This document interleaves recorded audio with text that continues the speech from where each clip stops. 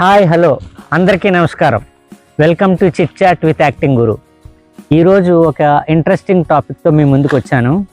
ఆ టాపిక్ ఏంటంటే, బేసిక్గా ఏదన్నా మూవీస్లో కానీ స్టేజ్ మీద కానీ అద్భుతమైన యాక్టరు అని పేరు తెచ్చుకున్నాడంటే అతనికి తప్పకుండా ఒక లక్షణం ఉండి ఉంటుంది.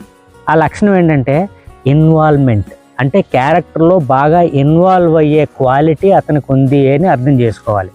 అయితే ఈ ఇన్వాల్వ్మెంట్ అనేది చాలా చాలా ఇంపార్టెంట్. ఈ ప్రజెంట్ మోడర్న్ ట్రెండ్లో ఉన్నటువంటి ఈ డైరెక్టర్స్ ఎవరైతే ఉన్నారో వాళ్ళు చాలా రియలిస్టిక్గా యాక్టింగ్ చేయడం కోసం, న్యాచురలిస్టిక్ యాక్టింగ్ కావడం కోసం కొన్ని ఫైటింగ్ సీన్స్లోను, ఎమోషన్ సీన్స్లోను, దెబ్బలు తినేటప్పుడు, దెబ్బలు కొట్టేటప్పుడు రియల్గా చేయమని చెప్పేసి డైరెక్టర్స్ అలాగే ఫైట్ మాస్టర్స్ కూడా ఎంకరేజ్ చేయడం జరుగుతుంది. అంటే ఇక్కడ మనం చేస్తున్నది యాక్టింగ్, రియల్ కాదు. కానీ ఆ సీన్ బాగా పండాలి అంటే, ఫర్ ఎగ్జాంపుల్ చెంప మీద చెల్లుమని కొట్టే సీన్లో పెద్ద ఆర్టిస్ట్ ఉన్నాడంటే పాట్మని చెంప మీద కొట్టేస్తే ఆ రియాక్షన్స్ బాగా వస్తాయి, న్యాచురల్గా వస్తాయి. అలాగే తన్నాలి, కొట్టాలి, పరిగెత్తించాలి, రియల్గా చేయించేసుకుంటున్నారు. దీనివల్ల అది యాక్టింగా లేదంటే రియలా అన్న కాన్సెప్ట్ పూర్తిగా పక్కకి వెళ్ళిపోతుంది. మనం యాక్ట్ చేస్తున్నాం, దెబ్బలు తినేవాడు నిజంగా దెబ్బలు తిన్నాడు అంటే అదే ఆ సినిమాలో చెంప దెబ్బలకి నాగార్జున గారు రియాక్షన్స్ చాలా బాగున్నాయి అన్నారు అన్నట్టుగానే ఉంటుంది. ఇప్పుడు నిజంగా కొట్టేస్తే అది యాక్టింగ్ ఎలా అవుతుంది? కొట్టినట్టుగా మనం నటించాలి, ఇది అబద్ధం కానీ ఇది నిజమే సుమా అని నమ్మించే విధంలోనే యాక్టింగ్ అనే ఇది ఉంటుంది. అలా కాదు, తన్నాలంటే నిజంగా తన్నేస్తే ఈ షాట్కి వాడు దెబ్బలు తింటాడో పెయిన్ చూపిస్తాడు, నెక్స్ట్ షాట్కి పెయిన్ పోయేదాకా మనం వెయిట్ చేయాలి.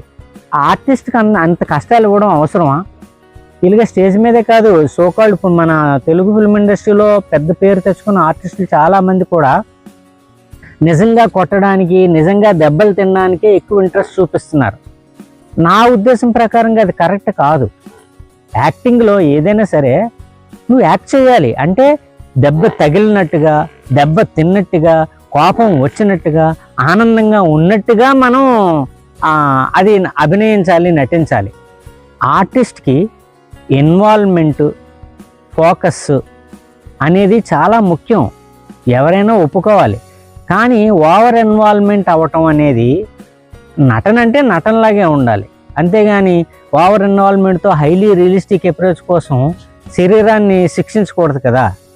ఈ సందర్భంలో రియల్ లైఫ్లో జరిగిన ఒక సంఘటన మీతో నేను ప్రస్తావించాలి.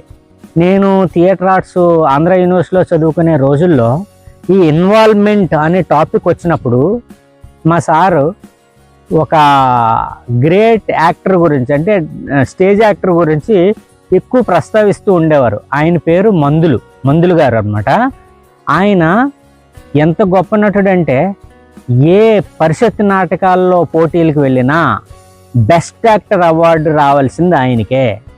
ఎంతమంది పరిషత్తులో పోటీ చేసినా రే ఈ మన పరిషత్తుకి మందులు గారు వస్తున్నారా, సో బెస్ట్ యాక్టర్ కేటగిరీ పూర్తిగా మనం మర్చిపోవాల్సిందే. ఇంకా వేరే వేరే కేటగిరీలో వాళ్ళకి అవార్డులు రావాలి తప్ప బెస్ట్ యాక్టర్ కేటగిరీ మాత్రం మందులు గారినే వరించేదట. అంత గ్రేట్ యాక్టర్ ఆయన. అయితే ఆయనలో ఉన్న ఒక లక్షణం ఏంటంటే ఇన్వాల్వ్మెంటు మోతాదుకు మించి, అంటే అంతకు మించి అంటారు కదా, అంతకు మించిన మోతాదు ఆయనలో ఉండేదట. ఆయన ఏదన్నా ఎవరినన్నా స్టేజ్ మీద కోపంతో కొట్టాలనుకోండి, చాచిపెట్టి చెల్లుని లెంప మీద కొట్టేయడమే. వాడికి భూమి పచ్చబడిపోయి కళ్ళు బైర్లు కమ్మేసేటట్టు దెబ్బలు తినేసేవాడట. అలాగే కత్తితో పడవలసిన పరిస్థితి వచ్చింది అనుకోండి, డైరెక్ట్గా కత్తితో పొడిచేయడమే. ఒక నాటకంలో పునరపి అనుకుంటా నాటకం పేరు, ఆ నాటకంలో కో ఆర్టిస్ట్ని కత్తితో పొడిచేస్తే కత్తి లోపలికి దిగిపోవడంతో అప్పటికప్పటికే ఆ ఆర్టిస్ట్ని హాస్పిటల్కి తీసుకెళ్ళి జాయిన్ చేయాల్సి వచ్చింది. దేవుడి దయ వల్ల అతను బ్రతికి బట్ట కట్టాడు. ఆ తర్వాత కో ఆర్టిస్టులు కానీ ఆ నాటకం డైరెక్టర్ కానీ, సార్ మందులు గారు మీరు అద్భుతంగా పర్ఫామ్ చేస్తున్నారండి, కానీ మీరు నటించాలి సార్, జీవిస్తారు ఎందుకు? జీవించడానికి మన జీవితం ఉంది, నటించడానికి స్టేజ్ ఉంది, సో స్టేజ్ మీద నటించండి, జీవించొద్దు. ఆయన చనిపోతే మన పరిస్థితి ఏంటి ఒకసారి ఆలోచించండి అని అంటే, సార్ నాటకంలోకి వచ్చే ముందు నేను కూడా చాలా జాగ్రత్తగా ఒళ్ళు దగ్గర పెట్టుకొని నేను నటించాలి, జీవించకూడదు, ఓవర్ ఇన్వాల్వ్మెంట్ కాకూడదు అని అనుకొని నేను స్టేజ్ మీదకి వస్తాను సార్. కానీ ఒక్కసారిగా ఆ సీన్లోకి ఇన్వాల్వ్ అయిపోయిన తర్వాత, క్యారెక్టర్లోకి ఓవర్ ఇన్వాల్వ్మెంట్ అయిపోయిన తర్వాత నా మీద నాకు కంట్రోల్ ఉండట్లేదు, నిజంగానే నాకు కోపం వచ్చి కొట్టేసే పరిస్థితి ఏర్పడుతుంది, నేను unable to control my self, నేను ఆ పరిస్థితి నుంచి బయటికి రాలేకపోతున్నాను అని చెప్పేసి చెప్పేవారట. ఈ మందుల గారి గురించి మరొక ఎగ్జాంపుల్ మీతో ప్రస్తావించాలి. పునరపి అనే నాటకంలో ఈ మందుల గారు మెయిన్ విలన్ క్యారెక్టర్ చేశారు.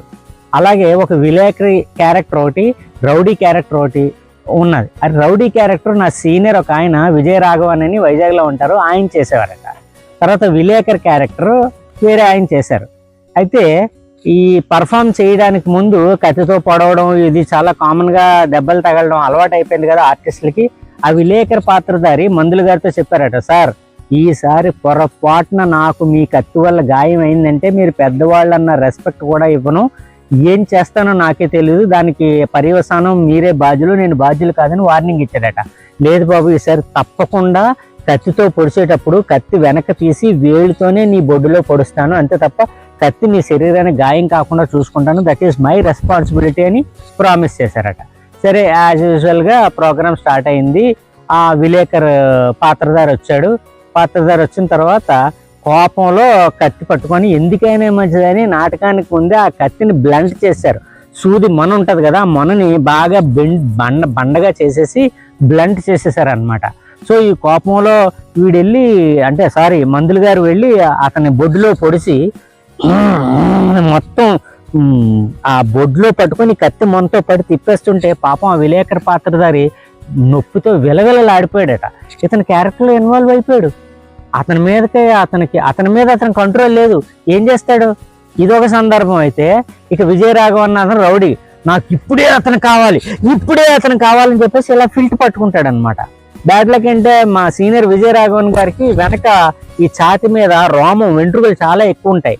ఈ కోపంలో క్యారెక్టర్ ఇన్వాల్వ్ అయిపోయి అతని ఫీల్డ్తో పాటు పట్టుకునేసరికి ఆ మొత్తం సీన్ అయిపోయిన తర్వాత లోపల ఉన్న రోమాలన్నీ చర్మం నుంచి బయటకు కూడా వచ్చేసాడు. ఆ పెయిన్తో అతను పాపం విలవెల్లాడిపోయాడు. ఎంత చెప్పినా ఇతను వినట్లేదు అని చెప్పేసి ఇంక లాభం లేదని నెక్స్ట్ టైం ఎప్పుడు పునరపి నాటకం వేయాల్సి వచ్చినా మొత్తం బాడీ షేవ్ చేసుకొని వెళ్ళేవారట ఈయన. అంటే ఓవర్ ఇన్వాల్వ్మెంట్ అనేది ఎంత దారుణమైన లక్షణమో, ఎంత ప్రమాదమో మీరు అర్థం చేసుకోవాలి. ఇప్పుడు నటుడు అంటే ఏంటి? నేను ఇది నటిస్తున్నాను అనే ఎరుక, ఆ నాలెడ్జ్ నటుడికి ఉండాలి. అంతే తప్ప తన మీద తన కంట్రోల్ తప్పిపోతే వాళ్ళు చాలా డేంజరస్ వ్యక్తులు అవుతారు. వాళ్ళు యాక్టర్స్ కారు, వాళ్ళు మర్డరర్స్ అవుతారు, హత్య చేసేవాళ్ళు అవుతారు. అది నా పర్సనల్ ఒపీనియన్ అనమాట. యాక్టింగ్ అంటే యాక్టింగే చేయాలి.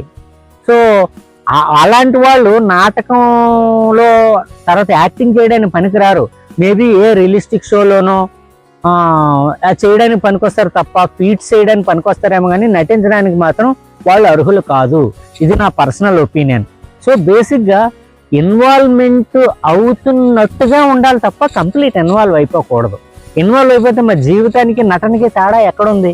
So this is very important. యాక్టర్స్గా మనం ఈ విషయాన్ని ఎప్పుడూ గుర్తుపెట్టుకోవాలి. So thank you for today. నమస్కారం.